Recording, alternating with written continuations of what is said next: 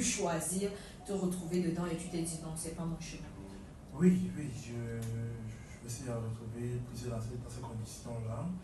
Je me rappelle à l'époque, j'étais allé voir un aîné, un grand frère, très connu au Cameroun. J'étais allé le voir pour présenter un de mes projets. Ouais. Et lui m'a dit, l'instant le pourcentage et autres, moi je ne suis pas dedans. Et je suis un homme, mais sache que devant moi, que tu sois comme une femme, devant moi vous êtes tous comme des femmes.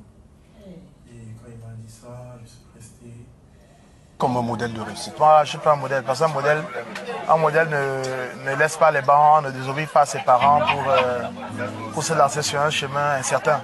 Moi, je suis un chanceux. Les chanceux comme moi, il n'y en a pas beaucoup. Aujourd'hui, faire carrière, c'est comme si tu te mariais. Tu ne vas pas faire carrière. Carrière, c'est comme si tu avais une femme. Avoir une femme qu'on ne nourrit pas, honnêtement, on va vivre dans la guerre tout le temps. Quand j'étais un président de la coopérative, lorsque j'organisais ma journée culturelle, plusieurs artistes m'approchaient pour dire qu'ils veulent prester à ma kermesse, ils veulent prester. C'est comme ça que j'ai commencé à entrer en contact avec les artistes. Et depuis ce jour-là, je n'ai plus perdu le fil. Je suis entré dans ça, je me plais dans ça et j'essaie de me créer le petit chemin que je peux. Et c'est également d'où est né le projet du Yombo Internet de Talon.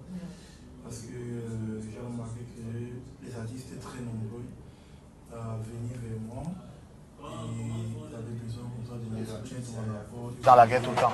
Il faut chercher à avoir une profession qui te permet d'avoir 100 francs pour nourrir ta passion. Sinon, tu vas être exposé au chantage et il y a beaucoup de prédateurs qui passent derrière l'art, derrière les rêves des jeunes pour abuser de leur vendre des rêves qui plus tard seront fatals pour eux. C'est pourquoi les parents ont peur.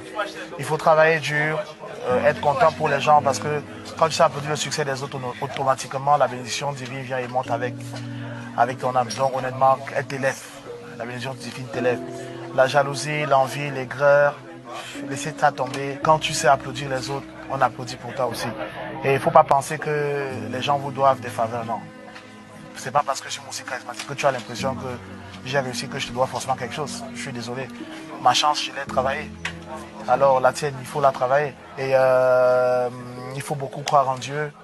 Il faut beaucoup prier parce que le showbiz, c'est un univers très glissant, avec des serpents venimeux au sommet des requins à la base. Et savoir qu'il y a deux vies. La vie de la télé, c'est une vie. Hors de la télé, il y a une autre vie. Et le succès, c'est comme une girouette. Quand les gars à 12, là, c'est ton tour. Quand ça part de 12 pour 1, pour que ça vienne à 12, ça met long. Alors quand c'est sur toi, il faut savoir